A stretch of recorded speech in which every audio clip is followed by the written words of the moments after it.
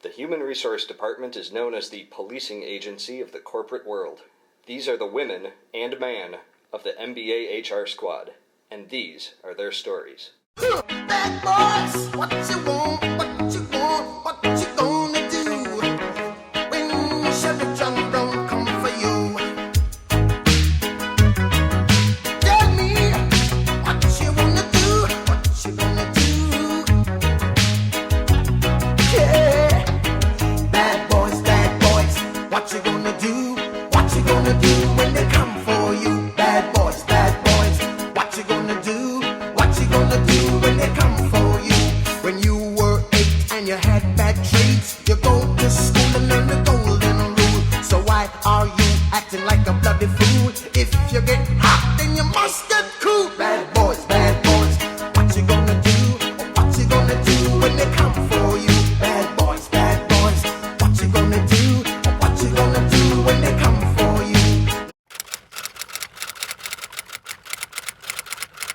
We're with Professor Chip Hunter today in his office. It looks like he works in dire conditions. How do you stay motivated with several-day-old dishes? Yeah, I think where your workspace would be? That actually is the motivation. The HR center doesn't necessarily motivate me.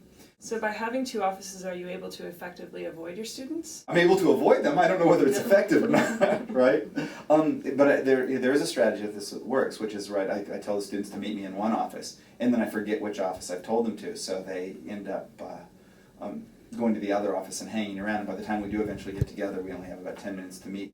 Why do you view human resources as strategic? It's not always strategic. We're trying to make sure it is strategic. Business partnering, making sure that the way you're managing people is consistent with trying to accomplish business goals. Absolutely. So these paintings were two individually commissioned pieces of art done by the chimpanzee who starred in many Tarzan movies, Cheetah.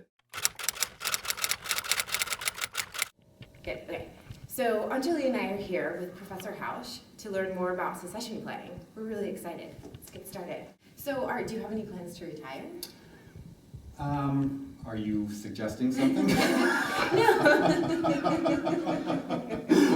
I'm thinking about who will succeed me, and there's a demand for what I do, and there's a supply for what I do. And the demand, well, the demand's actually not that strong. What we need is somebody for 10 weeks to teach economics. So that's not even a course, that's 2/3 of a course. So what we need is 2/3 of a person. The demand is vertical, though. It's always hard to figure out what the supply is. So what you do is you get creative and you think about proxies and you think about close substitutes. I realized that people over the years have said to me, Professor Hausch, a trained monkey can do as good a job as you do. And the supply curve of trained monkeys, we understand what that looks like. That looks like this. And so, what we've got is that this is going to be no problem whatsoever. The equilibrium price is going to be here.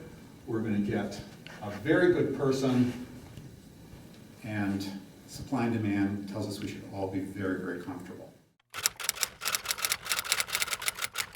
Professor Dunham, a general principle behind compensation is that rewards should be tied to performance, and yet here at the Wisconsin School of Business, it's primarily tenure-based. Can you talk about that at all? I think it gives professors a chance to complain and whine and feel like they're not being taken good care of. But I do think it, seriously, I think it sends the wrong signal. I think it signals that if you stay here, you'll be paid the same, whether you stay here and do well or stay here and do poorly. And for the best of our professors, it means if you want to make more money, one of your best options is go someplace else. Well, your personal compensation is posted publicly, and so if we look at the state red book here, whoa, you make a lot of coin. So does that motivate you to do a good job, or just to hang on for another year? It makes me feel good about doing a good job.